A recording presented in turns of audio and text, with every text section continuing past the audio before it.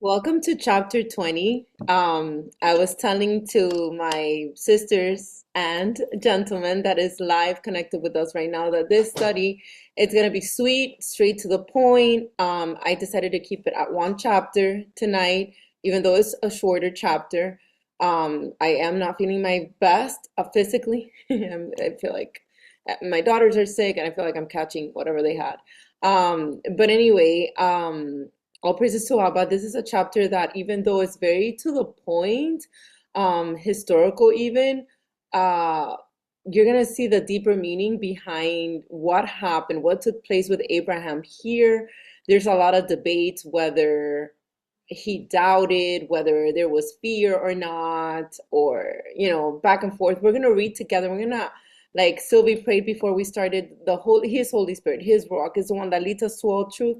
I will present what I see from it, my understanding, but then again, could be not. But I according to scriptures, I do kind of like see where. Well, let's read first, and then we'll come to the conclusion of the matter, right? Um, okay, I'm gonna read just because I know a few of you are also sick. So yes, Sylvie, we will always see something new. So I'm gonna go ahead and start reading chapter 20. And Abraham journeyed from there to the south and dwelt between Kadesh and Shur and stayed in Gerar. Now Abraham said to Sarah his wife, "She is my sister." And Abimelech king of Gerar sent and took Sarah. But the Most High came to Abimelech in a dream by night and said to him, "Indeed, you are a dead man because of the woman whom you have taken, for she is a man's wife." But Abimelech had not come near her, and he said, "Adon, will you slay a righteous nation also? Did he not say to me, 'She is my sister'? And even she herself said, 'He is my brother.' In the integrity of my heart and innocence of my hands, I have done this." And the Most High said to him in a dream, "Yes, I know that you did this in the integrity of your heart, for I also withheld you from sinning against me. Therefore, I did not let you touch her. Now, therefore, restore the man's wife, for he is a prophet, and he will pray for you, and you shall live. But if you do not restore her, know that you shall surely die, you and all who are yours." So Abimelech rose early in the morning, called all his servants, and told all these things in their hearing. And the men were very much afraid. And Abimelech called Abraham and said to him, "What have you done to us? How have I offended you that you have brought on me and my kingdom a great sin? You have done deeds to me that ought not to be done." Then Abimelech said to Abraham, "What did you have in view that you have done this thing?" And Abraham said, "Because I thought, surely the fear of the Adon is not in this place, and they will kill me on account of my wife. But indeed, she is truly my sister. She is the daughter of my father, but not the daughter of my mother, and she became my wife." Verse 13, "And it came to pass, when the Most High caused me to wander from my father's house, that I said to her, 'This is your kindness that you should do for me. In every place, wherever we go, say of me, He is my brother.' Then Abimelech took sheep, oxen, and male and female servants, and gave them to Abraham, and he restored Sarah, his wife, to him. And Abimelech said, 'See, my land is before you. Dwell where it pleases you.' Then to Sarah he said, 'Behold, I have given your brother 1,000 pieces of silver. Indeed, this vindicates you before all who are with you and before everybody.' Thus she was rebuked. So Abraham prayed to the Most High, and the Most High healed Abimelech, his wife, and his female servants. Then they bore children. Then the Adon had closed, for the Adon had closed up all the wombs of the house of Abimelech because of Sarah, Abraham's wife. All right. So that is the entirety of chapter 20. Like I said, it's very straight to the point, it's short, and a lot might say not too deep, but I like with everything, I do find depth in everything that has to do with his scriptures, and specifically in the very beginning chapters of the book where there is so many connections throughout. So we're going to begin breaking verse by verse, connecting precepts. Again, there's not a lot, but we're going to come to the conclusion together. Again, you can agree with my conclusion or you can refute it, but I do ask that you pray always and ask the Holy Spirit to lead you to all truth. Do not take my word. I am just a mortal, just like you. I come from flesh and bones, and I will go to dust, right? My spirit prayerfully will go back to him.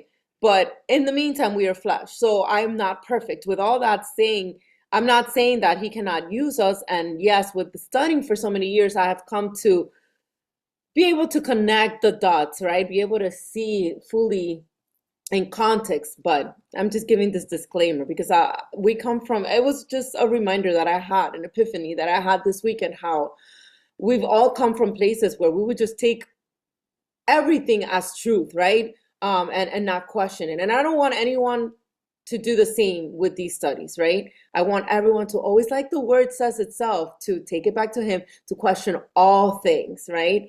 And to let the Holy Spirit always guide you. So that introduction, I'm going to go ahead and share my Canva. And again, we are in chapter 20 of Genesis. So what I titled it is Fear versus Promise. Genesis 20 brings us back to a familiar place, fear. Even after encountering the power and promises of the Most High, Abraham responds out of fear instead of trust. This chapter gently exposes how fear can shape our decisions, distort our words, and influence how we see others. Yet, in the middle of human weakness, the faithfulness of the Most High remains steady, and that is key. Understanding that we are all weak. Like I myself said, I am made of flesh and bones. We have weaknesses. We have things that do not come from Him, right? However, it doesn't mean that He does not remain faithful and that His covenant endures. We're going to see this at the end as well. And my goal is with showing some connections for you to see for yourselves what truly happened with Abraham, because I do believe that there was fear.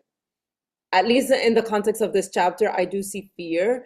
A lot of people will get offended when you say Abraham feared. How? The father of faith. How? No. Again, you can take it or leave it, but that's how I see it. Let's just go to the connections. I forget that this computer, I don't have to, oh, give me 1 second. Actually, I do have to do this. Give me 1 second, guys. Okay. So connecting with verse 1, where it says, Abraham journeyed from there to the south and dwelt between Kadesh and Shur and stayed in Gerar. I just want to show connections here, showing the location, his journey. I mean, this is nothing new. This is basically doing a little summary of what we've studied thus far. And we see Genesis 18:1, the Adon appeared to him by the terebinth trees of Mamre as he was sitting in the tent door in the heat of the day. We know that there's a lot of connections there with the trees of Mamre and the altar that he had built onto the Adon, right?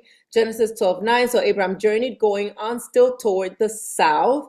Genesis 16:7 and 14. Now the angel of the Most High found her by a spring of water in the wilderness, by the spring of the way to Shur, on the way to Shur. This is what's her face? Hagar. Verse 14, therefore the well was called Beer Lahai Roy. Observe, it is between Kadesh and Bered. So we're seeing a lot of cities, names of cities being repeated here. Genesis 26:1 and 6, there was a famine in the land. And this is later on.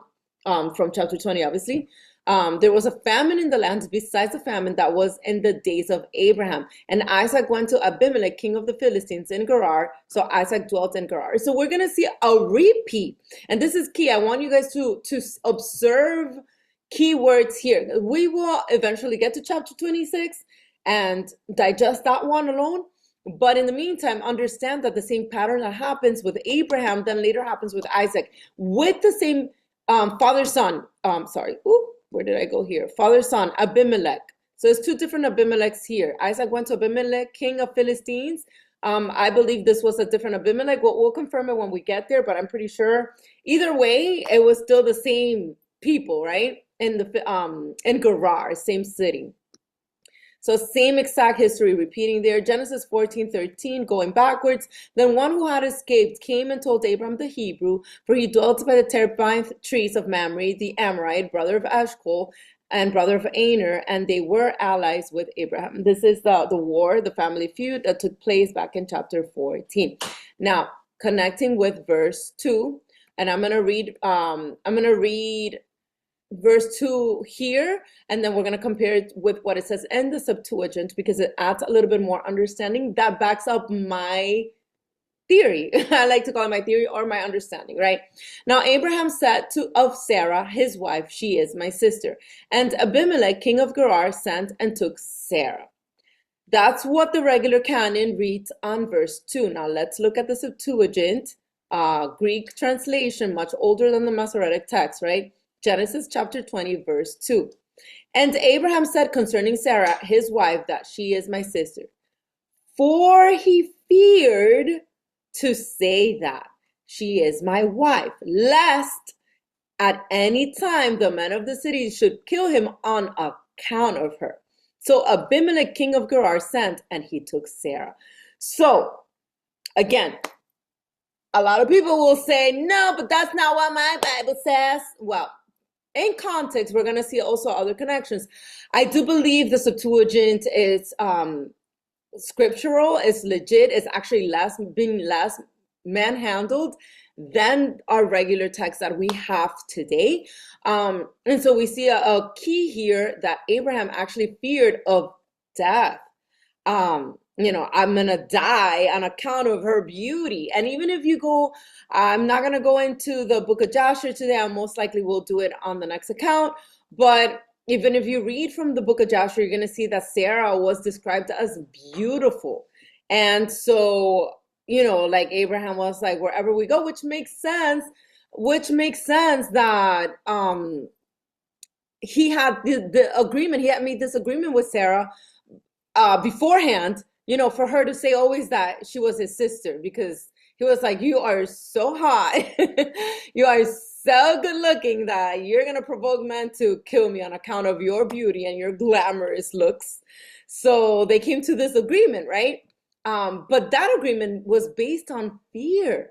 And that's what I think a lot of people miss when they think of Abraham, the father of faith. Yes, he believed, and it was accounted to him as righteousness. But understand that even men who have faith also have weaknesses. And I think we can all relate.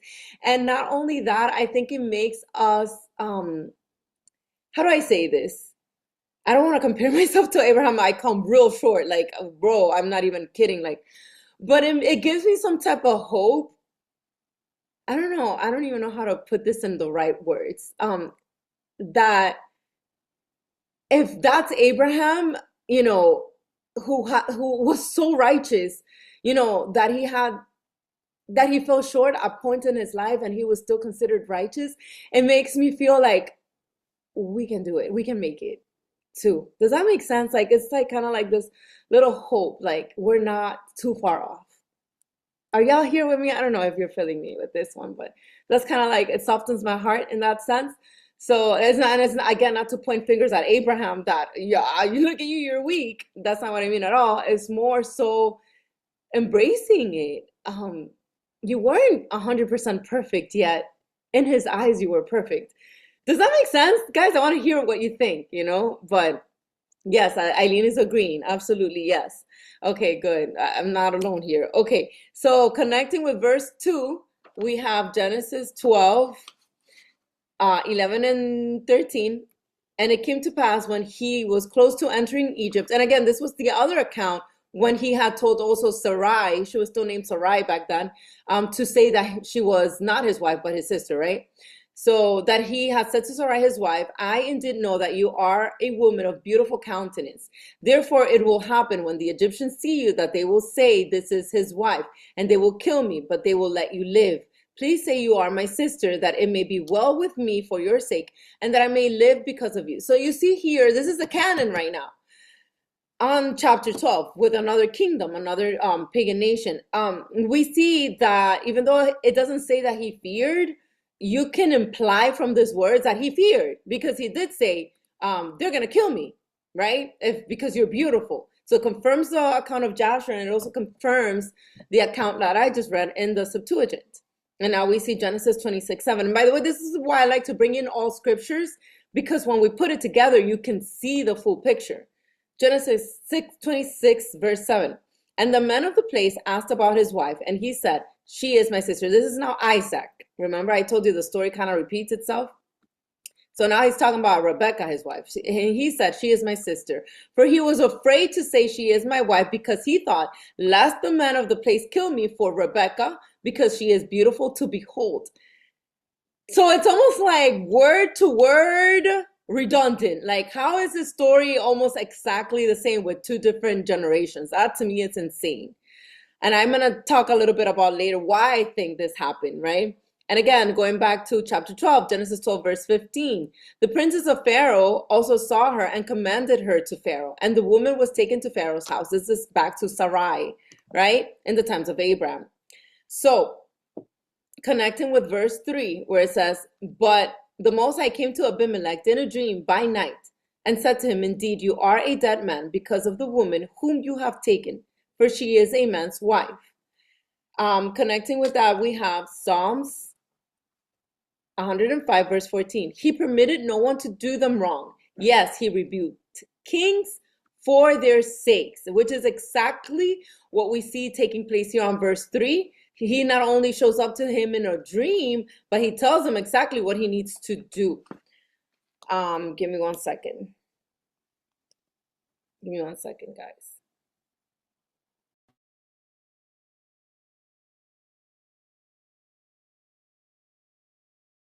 Sorry, guys. All right, so my daughter just decides to come and interrupt me right when I'm in the middle of this. Job 33, verse 15, in a dream, in a night of the vision, when deep sleep falls upon men while slumbering on their beds. Okay, sorry, I lost my train of thought here. This is just to show how the Most High speaks to people in dreams. And I didn't put, I meant to put more verses of Job, but this is basically, in Job, you find that confirming that the Most High comes, and whether it is that state that you're half awake, half asleep, or a deep sleep, he does speak to us through dreams, right? Genesis 20, verse 7. Now therefore restore the man's wife, for he is a prophet, and he will pray for you, and you shall live. But if you do not restore her, know that you shall surely die, you and all who are yours. We just read this on chapter 20, but this is just confirming that this is what the Most High comes and tells Abimelech, the king, in the dream. So we also have verse 4 where it says, but Abimelech had not come near her. And he said, Adon, will you slay a righteous nation also? So this is key, because a lot of people will read this out of context and kind of take it that the reason why the Most High is coming to punish Abimelech is because he slept with Abraham's wife. And we see that in both times, both accounts, chapter 12 and 20.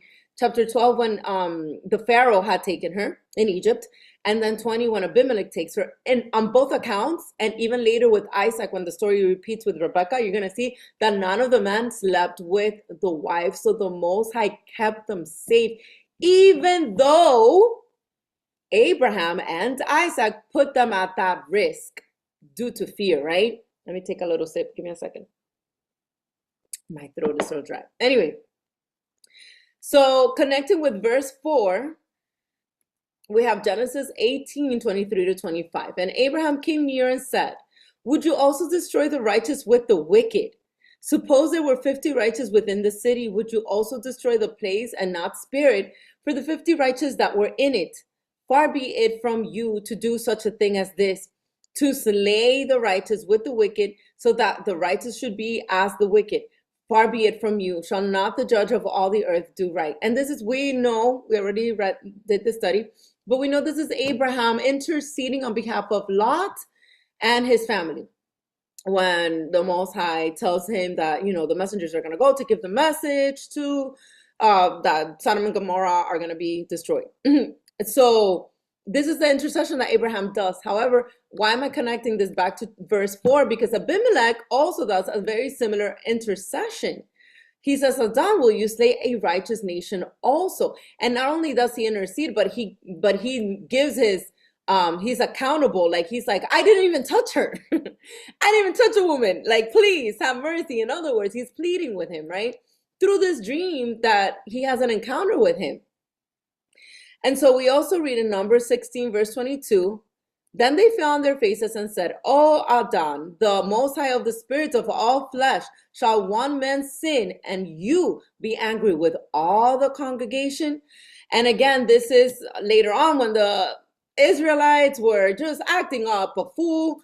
A lot of them were being swollen literally by the ground, because we're going to see later on how corrupt, how just messed up they turned out. But we also found one man, whether Moses, whether Aaron, always interceding on behalf of the congregation. You know, like, don't punish the rest of us because of one person's sin. And that is a form of intercession that we see throughout scriptures, connecting with verse 4. Going through these quickly, guys. Verse 5, did he not say to me, she is my sister, and she herself. And again, this is Abimelech still defending himself. Even she said, he is my brother. He has two witnesses, both Abraham and Sarah, confirming the matter. Oh, that's my brother and that's my sister. And then he says, in the integrity of my heart and innocence of my hands, I have done this, which is true. Abimelech didn't know. He acted honestly on innocence. Like, he took her thinking she's single and I want to mingle, right? And so that's the alibi that he's giving to the Most High when he has this encounter with him. I can only imagine the fear that he felt in that moment. Think about it this way. The Adon comes to him in a dream, but he recognizes who he is. So this is not just any dream, right? He has to come clean and be like, please, I did not know this. So connecting with verse 5, and I forgot to read the context of this for y'all, but 1 Kings 9:4. Now, if you walk before me as your father David walked, in integrity of heart and in uprightness, to do according to all that I have commanded you, and if you keep my statutes and my judgments. Okay, I cut it short. I do realize that. But the context of this is the Most High speaking to Solomon. And why am I bringing this, connecting with verse 5? Because integrity of the heart and uprightness has to do with keeping his commandments, basically not breaking them, which is what Abimelech is stating, that he didn't break no commandments. He didn't take no man's wife knowingly, right? So there was integrity, therefore, in his heart. And that's what I'm trying to point to here. And then we see another account on 2 Kings 20, verse 3. And now this is Hezekiah speaking. Remember now, O Adon, I pray how I have walked before you in truth and with a loyal heart, and have done what was good in your sight. And Hezekiah wept bitterly. So Hezekiah, if you've read any of the Bible, any story with the kings, you know that Hezekiah was actually one of the very few righteous kings. And he basically comes and tells the Most High, I've had integrity in my heart. I've done everything in your sight. And this is a plea for him to have mercy over him. I'm not going to get into the full story, but you see here that a loyal heart, it's also equated with an integrity of the heart, right?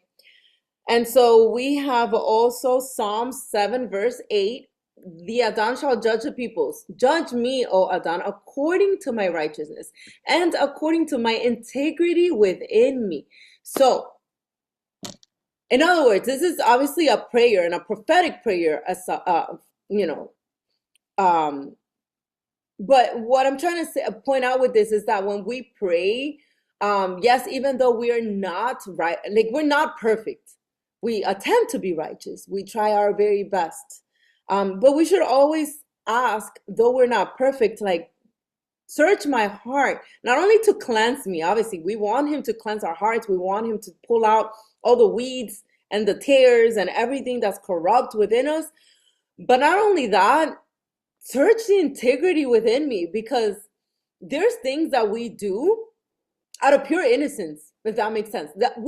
Let's be honest, guys, we don't know it all. We might read the Bible cover to cover. I've read the Bible. I'm being honest. I've read the Bible cover to cover. I've read it in different translations even.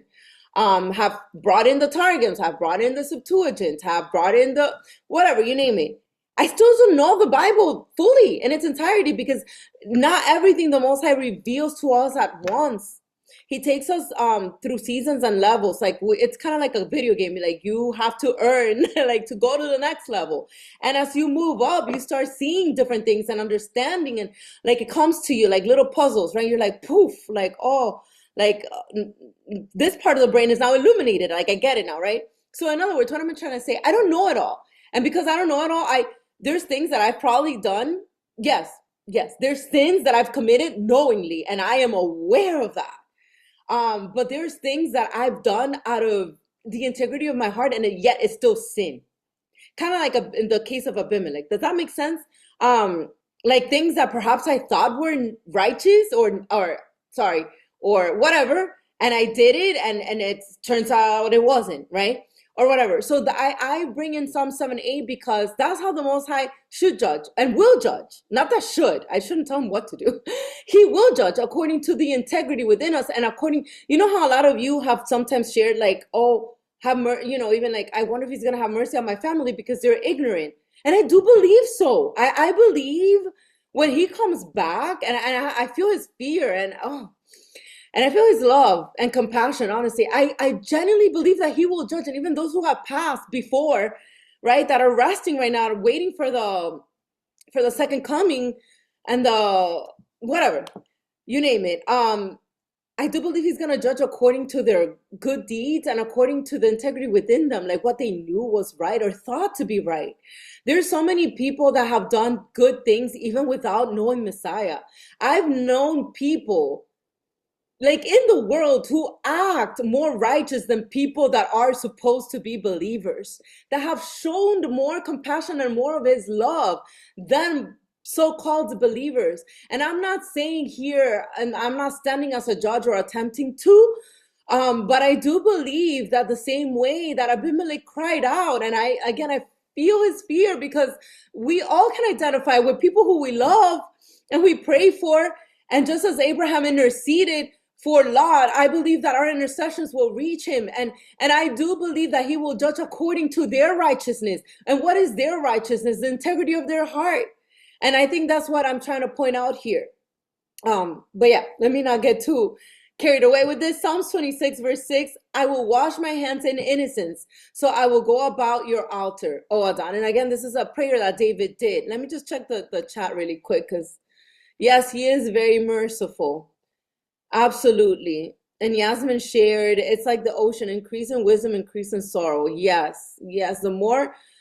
Yes, that is very true. That's an Ecclesiastes. So the more we know, the more sorrow we feel because we enter this intercession mode, kind of like Abraham, and we intercede nonstop, kind of like Moses, right? Yes, go ahead, Yasmin. You want to say something? I was gonna share that.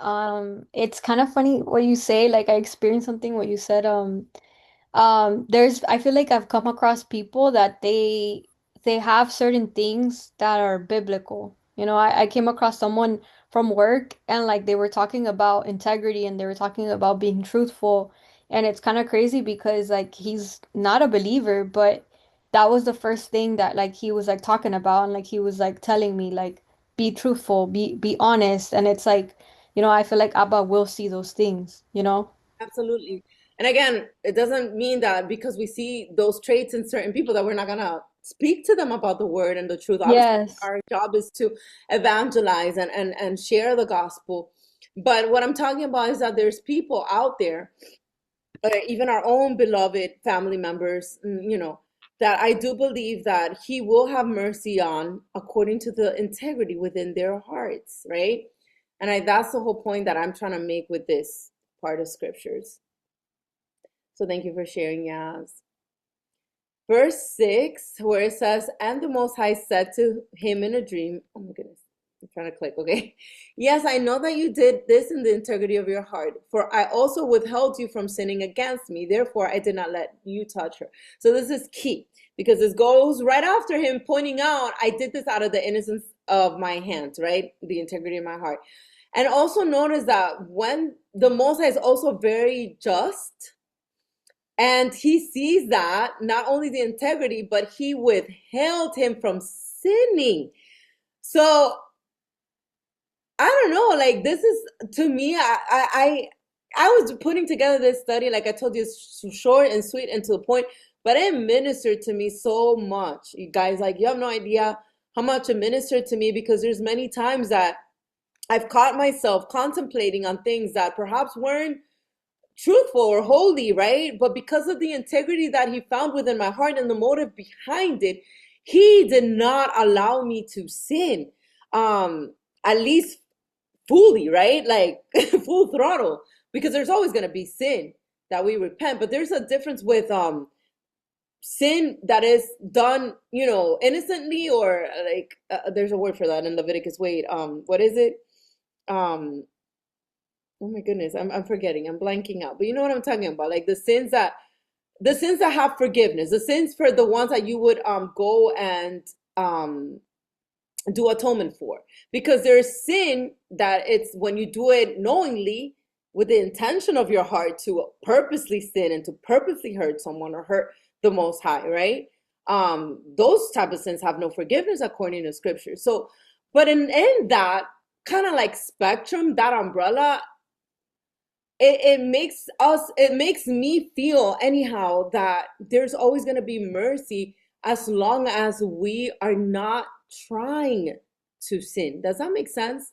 As long as we are really trying not to and staying away from it, and yes, we fall, but the word also says in Proverbs that the righteous will fall 7 times but will stand and pick up themselves 7 times. So what does that mean? That the righteous also fall short. In other words, like Abraham fell short right now in this chapter once again, and in chapter 12, right? Um, and again, in this case was Abimelech, that he did not allow him to fully sin, right? To sin against him. But it could be in any of our cases. It could have been also the case of Abraham as well. Um, so connecting with verse 6, we have Genesis 31, verse 7. Yet your father has deceived me and changed my wages 10 times, but the Most High did not allow him to hurt me. And this is just connecting how it is up to the Most High whether he allows certain people to sin, not to sin, to hurt or not to hurt. So believe it or not, yes, he has control even of that. And a lot of people will say like, oh, but we have free will. But once again, the free will goes with the intention of your heart. Because if the Most High sees that the intention of your heart, there is at least 1 inch of integrity, I believe that he comes rushing through. And I believe that he comes just like with the parable of the two, oh my goodness, the son, the lost sheep, well, not the lost sheep, but yeah, the son that returns, right? The brothers, the one that returned, we see when he comes back that the father didn't even allow for him to walk all the way. He ran to him. So that just shows to me the heart of the father towards us. I don't know. To me, it's beautiful. Genesis 35, verse 5, where it says, and they journeyed, and the terror of the Most High was upon the cities that were all around them, and they did not pursue the sons of Jacob. Again, another example of the terror of the Most High coming to not allow someone to come in and attack his children, right? Exodus 34:24, for I will cast out the nations before you and enlarge your borders. Neither will any man covet your land when you go to appear before the Adon. You are on him 3 times in the year. Again, how he casts out nations, how he protects men, how he does not even let the man covet the land. In this case, it's the land, but what about if it's your person, if it's your children, if it's your husband, your wife, your whoever? He does not allow. There's things that he just comes in the way of. Even though, yes, we have free will to do certain things, there is a covenant that protects us. I don't know if you guys are understanding this and seeing this fully in its fullness. Yes, Eileen, careless sin. She was answering for what I was asking before. But no, I was actually asking the wording in Leviticus. It'll come to me later. The wording in Leviticus with sin of, oh my goodness, it's escaped, has escaped my brain tonight. But yes, Yasmin, you want to share something again, or is this from before? Oh no, it was quick. When you were talking, I don't know if this is far-fetched, but I was thinking about how like in the book of Acts on the day of Pentecost, I think about how like the Ruach came over the people, and I think about how like these people had sinned. At the end of the day, like they were not connected to the Father, and his promise was needed for them to be, righteous and then inherit the kingdom of heaven, like. So I don't know, that just came to my mind how like literally his spirit came upon them and they're not perfect, though neither are we. You know, it's crazy you say that because though we do strive for perfection, don't get me wrong, it's not that we're going to be, oh, we're not perfect. It's not to tolerate sin, right? It's not to like go like this, brush off our shoulders, right? More so is to understand that though we strive to be perfect, we will never be while we are in this flesh. Um, Or that the Holy Spirit will still come. And the same way he did with the disciples in the upper room, he comes to us now. The purpose, I believe, of that encounter, of his fire, of his presence, his Holy Spirit, is literally to cleanse us and consume every dirt out of us. Can he still use someone who's not righteous? Absolutely, he can. We have just read it right now in scriptures, time and time after time. He does as he pleases, right? He's using Abimelech and even allowing for him not to fully sin. So it's up to him, really. But again, if there is some form of integrity found within our hearts, there is already a layer of protection. That's kind of like how I see it, and a level of mercy, right? So 1 Samuel 25, 26, and 34. Now therefore, my Lord, as the Adon lives, and as your soul lives, since the Adon has held you back from coming to bloodshed and from avenging yourself with your own hand, now then let your enemies and those who seek harm for my Lord be as Nabal. For indeed, as the Adon of Israel lives, who has kept me back from hurting you, unless you had hurried and come to meet me, surely my morning light, no meals would have been left to Nabal. And this is David later on, but the purpose of this I'm pointing is that it is the Most High who holds back people, as well as what's it called? Holds back, keeps back from hurting people, and basically protects. So it is his right ruling that endures at the end. We also see for verse 7 where it says, now therefore restore the man's wife, for he is a prophet. This is the first time that we see Abraham being mentioned here as a prophet. And it says, and he will pray for you and you shall live. But if you do not restore her, know that you shall surely die, you and all who are yours. So he gives him a pretty straightforward warning, right? And the key understanding here, he's not just saying, oh, he has a title. A lot of people, oh, I have a title. I'm the anointed one of God. I'm untouchable. Nobody can come and touch me. And people will take this whole thing out of context. What the Most High is trying to say here is that the man is not only righteous, but he has a purpose. And because he has a purpose, there's a protection over him, and there's going to be some plagues if Abimelech would not obey the commands of the Most High, right? But it has nothing to do with, oh, you have a title, you're the anointed one, therefore no one can touch you. That's not what that means at all. So connecting with verse 7, Genesis 39 and 9, we see something similar.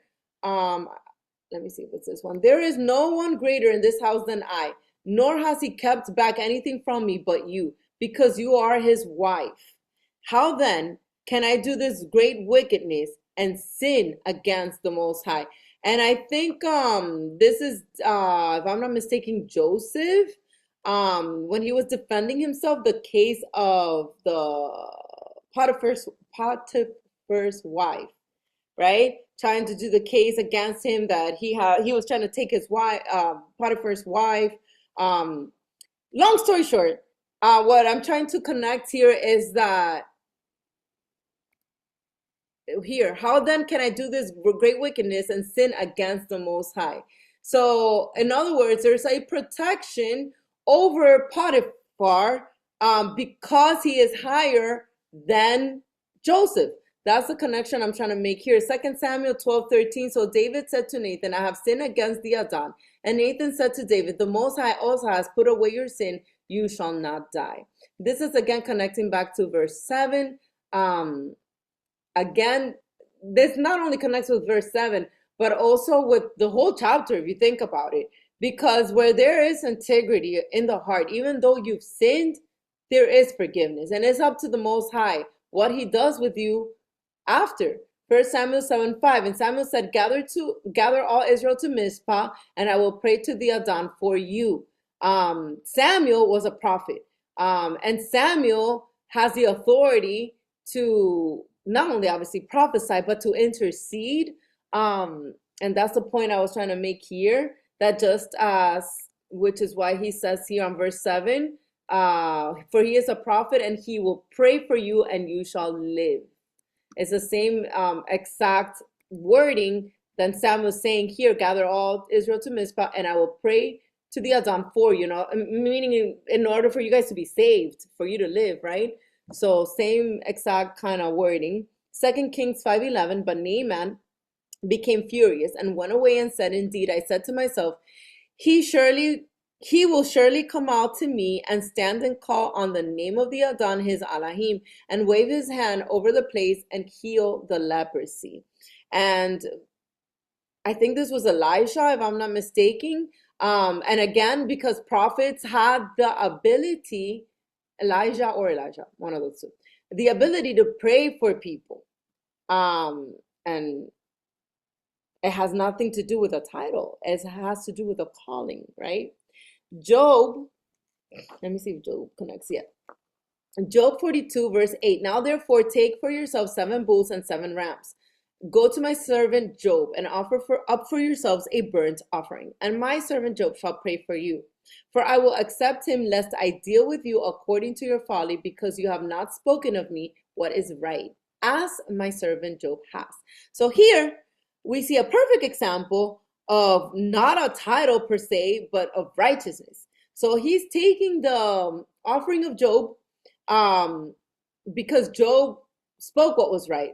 And then he's putting Job above his friends and saying, my servant Job shall pray for you and I will accept him, right? Lest I deal with you according to your folly. So in other words, it has nothing to do with the title. It has to do with the uprightness of heart. Mind you, he's telling, going back to verse 7, the Most High is telling Abimelech that Abraham will pray and he shall live, though Abraham feared and did this act and put this man's life at risk, meaning Abimelech, out of fear. Yet the Most High is still finding the integrity of his heart. Does that make sense? I don't know if that makes sense to me so much, and it resonates so much, and it makes me feel like we can make it. We can make it to the kingdom. James 5:14-15. Is anyone among you sick? Let him call for the elders of the church and let them pray over him, anointing him with oil in the name of the Adon. And the prayer of faith will save the sick, and the Adon will raise him up. And if he has committed sins, he will be forgiven.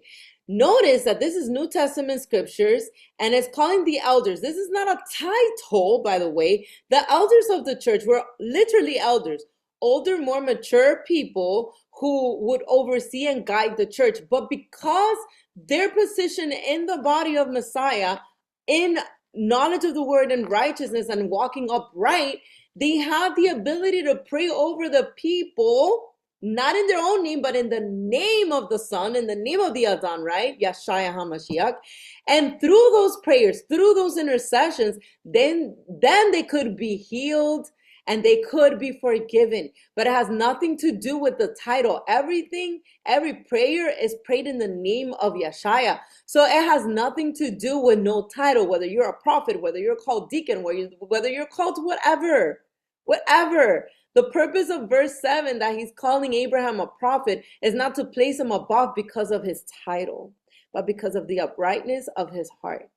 So once again, we also have, connecting with this, Genesis 2, verse 17, but of the tree of the knowledge of good and evil you shall not eat, for in the day that you eat of it, you shall surely die. And we're always going to take it back to the beginning, because that's how everything began, by disobedience. And again, the full circle of that is not coming, instead of being lawless, being full of his law, following his commandment, following his directions, his instructions, so that now the opposite of death is life. And through the Son, we can come and we can live. Numbers 16:32 through 33 reads, and the earth opened its mouth and swallowed them up with their households and all the men with Korah, with all their goods. So they and all those with them down alive into the pit. The earth closed over them, and they perished from among the assembly. And we see a really intense case here when the Israelites were in the wilderness. This is the rebellion of Korah, when they rebelled against Moses and Aaron and basically told Moses to shut up. In other words, in today's language, it would be like, you don't know what you, all these years you're telling us what to do. We're no longer going to listen to you. We don't got to listen to you. And they started their own little like leadership, little clique. And the Most High was like, I'm not having it. Y'all are gonna perish. Like, I'm not having this. So in this, we see there's an order. And again, once again, it has nothing to do with the title. But the Most High will place whom he chooses. And he chose to in this case of chapter 20, to place Abraham in the leading of this people. And because of that, he had the ability to pray for others. There's always an order, and we are to follow that order. And not rebel against it. Genesis 15, verse 13. Then he said to Abram, know certainly that your descendants will be strangers in a land that is not theirs, and will serve them, and they will afflict them 400 years. And this is the result. This is a prophecy that was given to Abraham, obviously, not for his children, like immediate children, but for the tribes later on, because of disobedience. And this is once again, speaking of, you shall surely die, right? In other words, Abimelech would surely die if he wouldn't have obeyed the Most High's command. And in this case, the descendants became strangers, they got consumed within the pagan nations and went after their customs. And because of that, they were afflicted for 400 years and continue to be today, but not in that exact matter. Lastly, connecting with verse 7, we have Psalms 105 verse 15 saying, do not touch my anointed ones and do my prophets no harm. And this is another one that is taken completely out of context in the churches today, because they'll say any little preacher, any little person who stands on the pulpit is his anointed one. And they'll be like, it doesn't matter how many things this man does or doesn't do. Oh, but that's the anointed one. Don't criticize him. Don't speak about him. Don't speak against him. That's not what that means, bro. If you read fully scriptures in context, it actually tells us to go look at Nathan, for example, who went and corrected David when he sinned, right? We are to go and to expose the works of darkness. And so if somebody's in sin, like an obvious sin, we bring it to the congregation, we correct that. And a lot of people will use this like, oh, do not touch my anointed ones. Like, if that's a layer of protection over their sin, when it's not, it has nothing to do with that. You don't cover nobody's sin. You actually uncover their sin, uncover their nakedness. Yes, iron sharpens iron. So thank you, Ali, for sharing that. Absolutely. So a lot of people will use this so out of context, so that the leaders of today's congregations can continue living in sin, because don't you dare talk about them, you know? Come on now. I mean, it's not to say we're going to go and gossip either. It's that don't turn gossip into what is truth, but we are called to expose. Verse 9. And Abimelech called Abraham and said to him, what have you done to us? How have I offended you, that you have brought on me and my kingdom a great sin? You have done deeds to me that ought not to be done. And here Abimelech then goes and confronts Abraham. Like, what did you do to me? I'm connecting with that. Verse 9.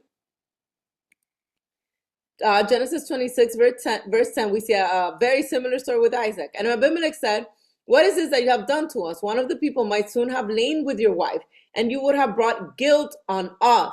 Same exact story repeated with Isaac and Rebekah. Genesis 39, verse 9. There is no one greater in this house than I, nor has he kept back anything from me but you, because you are his wife. How then can I do? Okay, I've already read that one. Exodus 32:21. And Moses said to Aaron, what did this people do to you that you have brought so great a sin upon them? And again, why am I bringing the scriptures? Because when a leader does something the sin, the people pay for the consequences of the leader's sin. And we see it throughout scriptures. We see it throughout scriptures. If David sinned, the whole congregation was punished for it. If Moses fell short, etc., or Aaron, etc., which is why they would go and intercede on behalf of the people, because they knew as leaders that it would befall upon the people. And so Abimelech goes and pleads, like, what is this you've done not only for me, but for the people under me? You're putting them at risk as well.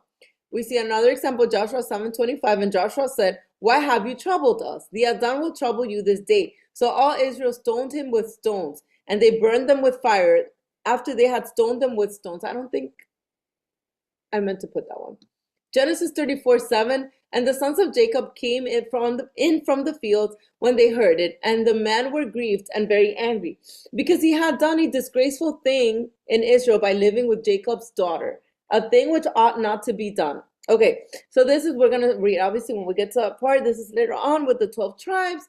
We see another man that comes and rapes one of his the sister, well, not one, the only sister that they had, the daughter Dinah, the daughter of Jacob. And so but what ended up happening is that for what the sin of that man towards Dinah, the entire nation suffered the consequences of that, and we're going to get to that eventually. Genesis 42:18, then Joseph said to them the third day, do this and live, for I fear the Adon. And again, living has to do with obedience. Okay, and that's the point I'm trying to make. Throughout scriptures, you're going to read, keep my commandments and live. Keep my commandments and live. And I forgot to put those precepts here, but there are throughout in Proverbs, I believe in the Psalms, and you can even get those exact wordings from the prophets. Nehemiah 5:15 is another great example. But for the former governors who were before me laid burdens on the people and took from them bread and wine besides 40 shekels of silver. Yes, even their servants bore rule over the people. But I did not do so because of the fear of the Most High. So this is Nehemiah speaking, and he's basically showing how he didn't do what the other leaders were doing, the former governors, because Nehemiah was like a governor, that they were basically laying burdens on the people, basically taking advantage of them, of the people. And what the leader does, once again, we saw the result of that in the people. They were in captivity, and you name it. And not only that, but in the book of Kings, you see when there was righteous kings who tore down all the high altars, who brought back the people to following the commandments of the Most High, who actually kept the ways of the Most High. We see the nation of Israel was blessed. When the king was wicked and unrighteous and lawless, we would see what befell upon the people, and ultimately it led them into captivity. So yes, the governor or leader or any type of position that you have above any person, even in your own family, what you do, that sin falls on your people. So when you think of that, it gives you another type of, if I want to call it like a motivation not to sin, even because you know that you're not only cursing yourself, but those around you or below you, right? And below you, not in the sense of you're better than them, but you know what I mean, like below you in sense of care or maturity, right? Psalms 36 verse 1, it starts here. An oracle within my heart concerning the transgression of the wicked.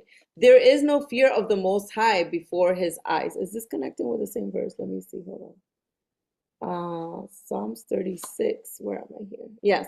This is connecting with verse 11. Where it says, because I thought surely the fear of the Most High is not in this place. Oh no, I forgot to. So yeah, so Nehemiah and Psalms 36:1 is connecting with verse 11, where it says, and Abraham said, because I thought surely the fear of the Most High is not in this place, and they will kill me on account of my wife. So here he's telling him, I thought you guys didn't fear the Most High, so y'all gonna kill me because my wife is beautiful. Basically is what he's saying, right? And so the verses I just read are connecting with this. Also Proverbs 16 verse 6, in mercy and truth atonement is provided for iniquity, and by the fear of the Most High one departs from evil. We also have Genesis 12:12. Therefore, it will happen when the Egyptians see you that they will say, this is his wife, and they will kill me, but they will let you live. Again, this is what happened with Pharaoh in Egypt, but the same exact story. Obviously, Abraham didn't learn from that one, and he did it again. And Genesis 26:7, and the men of the place asked about his wife, and he said, she is my sister, for he was afraid she is my wife, to say she is my wife, because he thought, lest the men of the place kill me for Rebekah, because she is beautiful to behold. And again, I know I read it a couple of times already, but to reiterate that the same exact story repeats with Isaac. So the fear of Abraham befalls upon his son Isaac. It's almost like a generational curse. I don't know if you guys see it. So whatever you do or not do, it falls on your children. Verse 12. But indeed she is truly my sister. She is the daughter of my father, but not the daughter of my mother, and she became my wife. So I want to do a little stoppage here to understand something. Abraham didn't straightforwardly lie. A lot of people will say, oh, he lied. He sinned twice. He feared and he lied. No, I don't believe Abraham straightforward. Yes, he took advantage of the, how do I say this? But technically he wasn't lying, which is why he's saying, indeed, she is truly my sister. And we do see that, confirming it right here.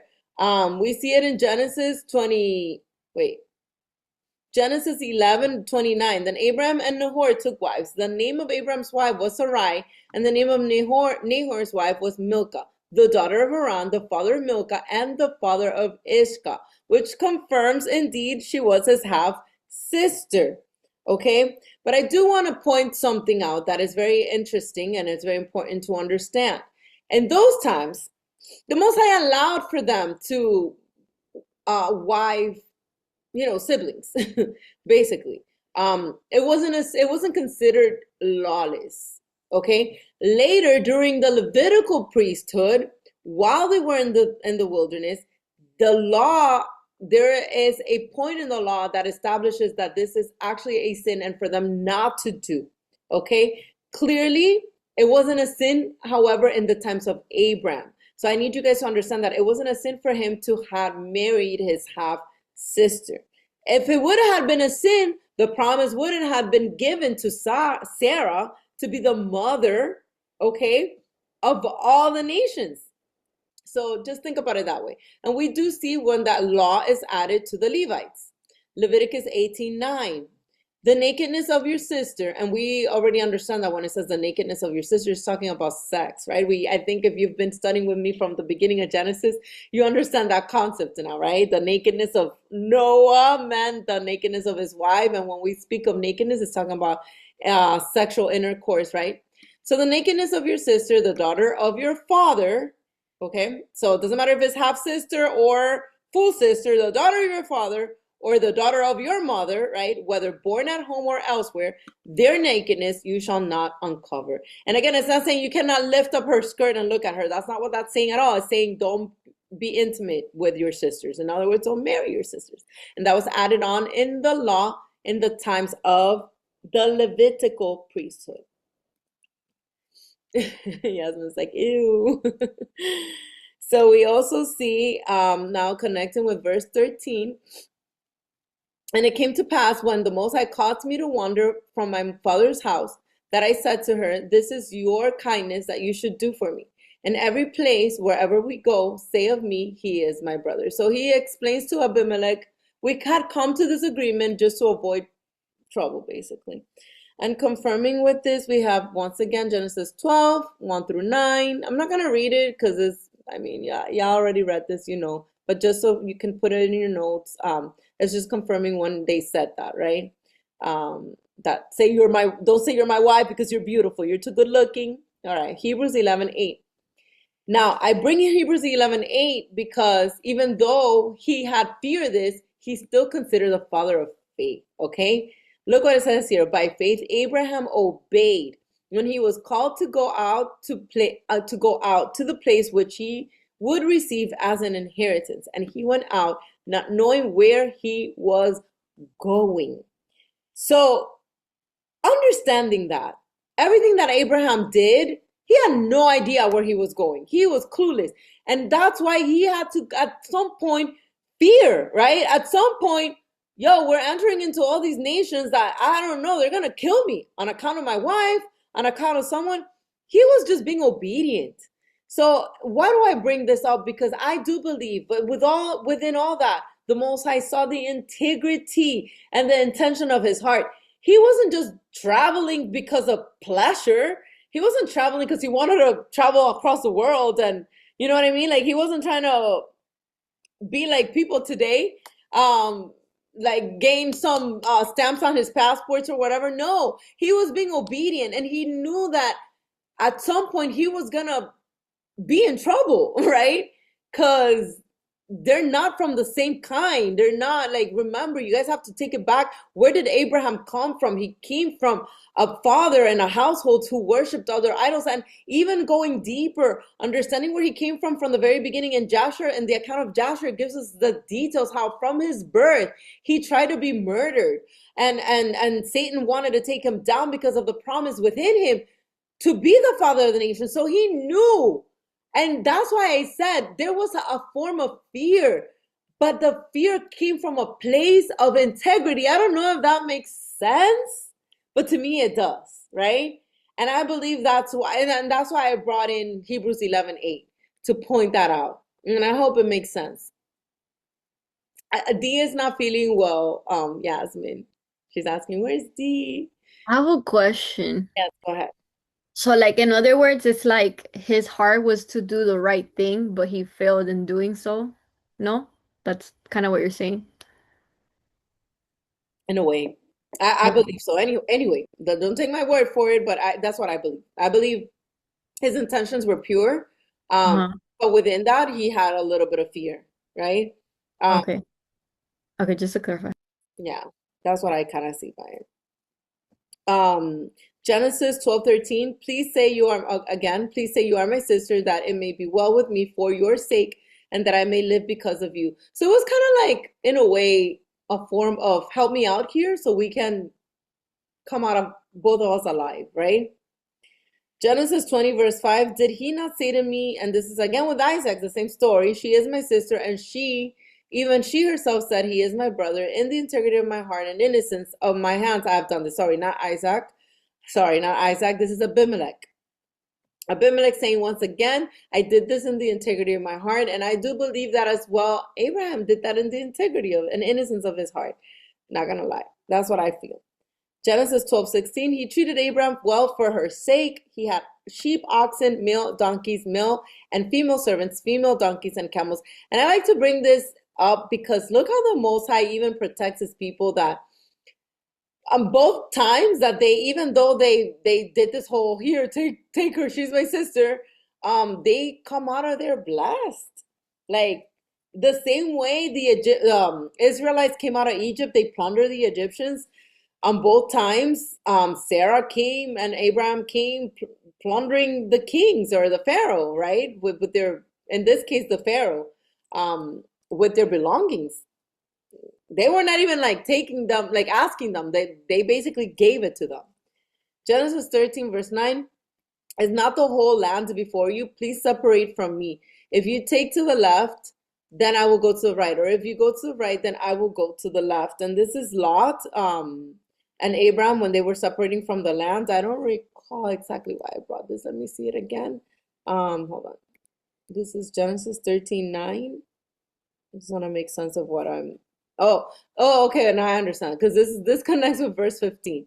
And Abimelech said, "See, my land is before you. Dwell where it pleases you." That's why I'm connecting that with that. It makes sense now. Now connecting also with verse 15, Genesis 34:10. So you shall dwell with us, and the land shall be before you. Dwell and trade in it, and acquire possessions for yourselves in it. And we see this later on with Jacob and his sons, right? Uh, Genesis 47:6, the land of Egypt is before you. Have your father and brothers dwell in the best of the land. Let them dwell in the land of Goshen. And if you know any competent men among them, then make them chief herdsmen over my livestock. So we're gonna see later on, even when the Israelites like after the famine, right? That they had come begging for food. Long story short, we see how even in Egypt, having to go back to Egypt because of the famine, they still dwelled in the best part of the land. And they were still before they obviously this is before Joseph dies. After Joseph dies, the story changes. But the point is that the Most High protected them and their people even while in Egypt. And the same way Abimelech is here on verse 15 saying, see, my land is before you, dwell where it pleases you. It's almost like a reminder that it doesn't matter where we are, we're always going to find grace to dwell in a place of safety. I don't know, and where there is some type of abundance or protection, or whether it be with food or in our times gas, like we're not gonna lack, even though we're still in captivity. Does that make sense? That's what I kind of see from it. Connecting with verse 16 now, where it says, then to Sarah he said, behold, I have given your brother 1,000 pieces of silver. Indeed, this vindicates you before all who are with you and before everybody. Thus thus she was rebuked. So we see the same exact thing. Genesis 26:11. So Abimelech charged all his people, saying, he who touches this man or his wife shall surely be put to death. This is the same thing with Isaac later and Rebekah. So same type of protection. Verse 17. So Abraham prayed to the Most High, and the Most High healed Abimelech, his wife, and his female servants, and then they bore children. For the Most High had closed up all the wombs of the house of Abimelech because of Sarah. So this is crazy. Basically, until he released Sarah, all these women became barren. He closed up the wombs. That's what that means. They couldn't have any babies. And until he released her, and not only released her, until Abraham prayed. That is so crazy to me. That's like the power of intercession too. So connecting with that, that's the last verse, and then we're going to just recap everything with the slides. We have Numbers 12:13. So Moses cried out, by the way, that's an intercession, to the Adon, saying, please heal her, O Adon, I pray. And that was his sister, and we know she was healed after. Numbers 21, verse 7. Therefore the people came to Moses and said, we have sinned, for we have spoken against the Adon and against you. Pray to the Most High that he take away the serpent from us. So Moses prayed for the people. The power of intercession everywhere, guys. Job 42:9. So Eliphaz the Temanite and Bildad the Shuhite and Zophar the Naamathite went and did as the Adon commanded them, and the Adon had accepted Job. James 5:16. Confess your trespasses to one another and pray for one another that you may be healed. The effective, fervent prayer of a righteous man avails much. So the importance of accountability too, guys. And I'm not saying share your deepest secret with just about anyone. Don't do that either. But it's very wise to find someone who is trustworthy and that is at least trying to live a righteous life, to pray for you, right? Because there's power in intercession and there's power in unity, which is why I believe he's saying, pray for one another that you may be healed. And not only to pray, but confess your trespasses, which is sins. Genesis 21:2. For Sarah conceived and bore Abraham a son in his old age, and the set time of which the Most High had spoken to him. And that's just to connect with the last Bible verse, that Sarah, being Abraham's wife, her womb was also closed. So remember, she was closed for a reason, for his purpose to be fulfilled in her old age, right? However, the same thing she had, they had after, like an account of her. Genesis 12:17. But the Adon plagued Pharaoh and his house with great plagues because of Sarai, Abraham's wife. And we see the same exact thing that happened in the times of Pharaoh. Now I'm going to go ahead and share my Canva slides. Yes, Yasmin, very important. We're the body of Messiah. It is very important to pray for one another. I just saw you had shared Bible verses. Hold on. Matthew 6:33. Oh, you didn't put it. You're just quoting it, which I believe has to do with do not worry. Matthew 7:11. Okay, you put that one. If you then, being evil, know how to give good gifts to your children, how much more will your Father who is in heaven give good things to those who ask him? Amen. Amen. Thank you for sharing. All right, so to sum it all up, I have a few slides and let's go back and see the full picture. So fear distorts truth. When Abraham says she is my sister, it is not a complete lie, like I said, but it is not the entire truth either. So fear often works in subtle ways, convincing us that partial truth is safe. What begins as protection becomes compromise, and compromise always carries consequence. What's the consequence of this? Well, he cursed like a whole nation on account of Sarah and on account of his little hidden truth, or not, whatever, however you want to call that. And we see again, once again, the pattern repeating with Isaac. This moment is not new. We saw before in Genesis 12, 11, and 13, and it appears again in Genesis 26, 7 through Isaac. What is not confronted has a way of repeating itself. Patterns rooted in fear do not disappear on their own. They resurface until they are addressed, which is why I believe it becomes like a vicious cycle and a generational curse unless we stop it. Yes, that's a deeper root, absolutely. So speaking of root, the root of fear. Let me go back. Abraham admits, I thought surely the fear of the Most High is not in this place. So he assumed, he's telling Abimelech, I thought. That's an assumption, right? So his actions were shaped by an assumption. Fear caused him to misjudge others and respond based on what he imagined, not what was actually true. And how many of us do the same exact thing? And we see again, the Most High intervenes. Before anything could go further, the Most High intervenes by coming to Abimelech in a dream, and this moment reflects his mercy. As we see in Job 33:15, it shows that the Most High warns before judgment. His desire is not immediate destruction, but correction and protection. And I love that about our Abba, that he always intervenes at the right time. And it is up to us to obey him. The covenant is protected. The warning given is strong. You are a dead man, as we saw he told him in the dream in verse 3, right? Yet this is not cruelty, it's protection. The promise connected to Sarah could not be compromised. Even when Abraham faltered, the covenant remained secure because it was upheld by the Most High, not by human perfection. So understand this. He walked himself in between the animal pieces, going back to Genesis 15, right? That covenant was secure, it was real, and then not only that, then he now fulfilled the full covenant with Abraham when Abraham took a step of faith in the physical form by circumcising the flesh of his skin and everyone in his household, including the slaves. So there's a sealed covenant here, and the Most High is not going to let anyone just come in the way of that.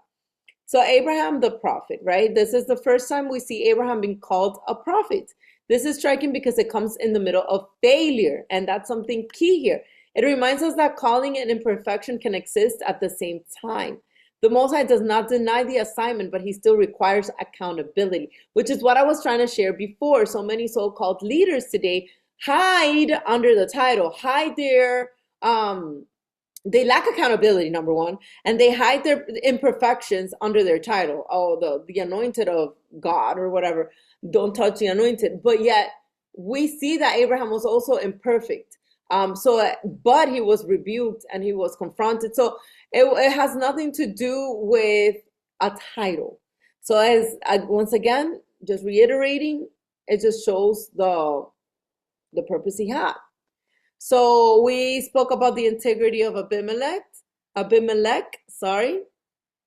Alina had said he gives people a chance to turn from wrong. Absolutely. He's very merciful. I'll tell you that much. Our Abba. Anyway, Abimelech responds by saying he acted with integrity and a clear conscience. So he had not touched Sarah. So that was very clear, right? This challenges assumptions. Righteousness and moral awareness can exist where we do not expect it. So the Most High sees and acknowledges integrity wherever it is found. And verse 6, the Most High says, I kept you from sinning. And I love that. I love that part. This to me reveals something powerful. Not all restraint comes from us.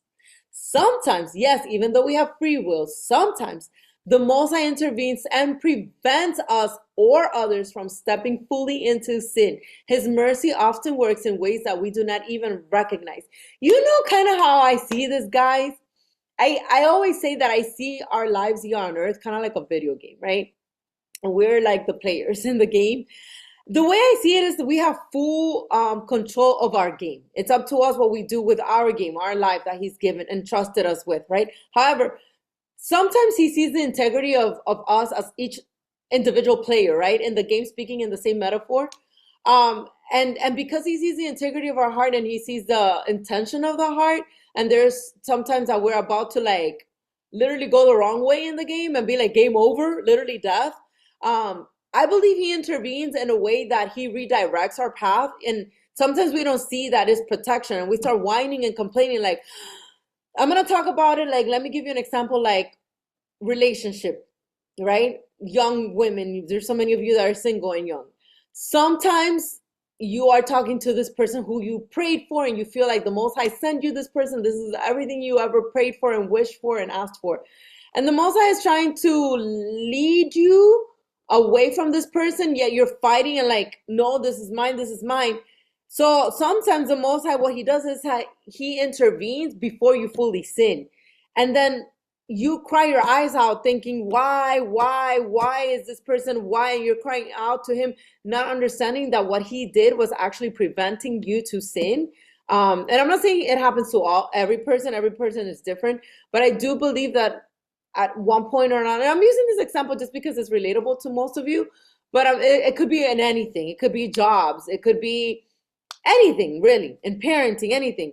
A lot of times it's the Most High intervening to prevent us from stepping fully into sin. That's just what I understand from this. Again, leadership, accountability, taking it back to Abimelech. So Abimelech understands the weight of what nearly happened, and he tells Abraham, you have brought on me and my kingdom a great sin. So in other words, he's saying leadership carries responsibility. One decision can impact many, which is why accountability is taken seriously. And I forgot to quote it, but like to put the full verse in James 3:1, we know that James says that those who teach have higher, basically higher judgment, right? So Abimelech confronts Abraham directly. What have you done to us? So fear may hide things temporarily, but truth eventually surfaces. Confrontation, though uncomfortable, becomes a doorway to clarity and correction. So Abraham reveals that this was not a one-time decision. This is the kindness you must do for me. So this is going back to Sarah. This is the agreement that they had agreed upon, right? So in verse 13, this had been an ongoing agreement once again between him and Sarah.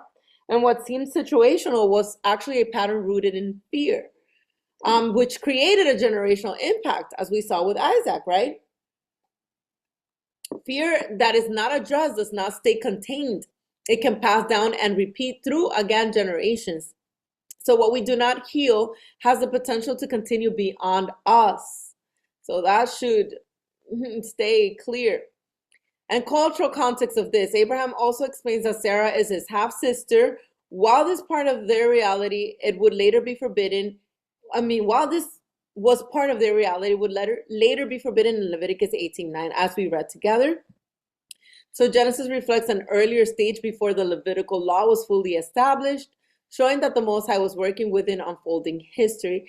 And once again, there's many things within the Torah that later it's, I don't want to say changed, but it's more detailed during the Levitical priesthood. And it's detailed like that for a reason.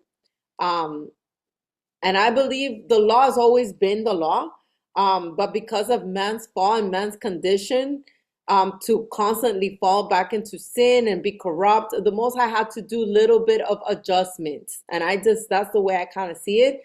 But it's not to say that the law was not in existence in the times of Abraham, because it was. We clearly see it. And we'll see it clearly when we get later into chapter 26, I think it is, where he actually commends Abraham for keeping the law.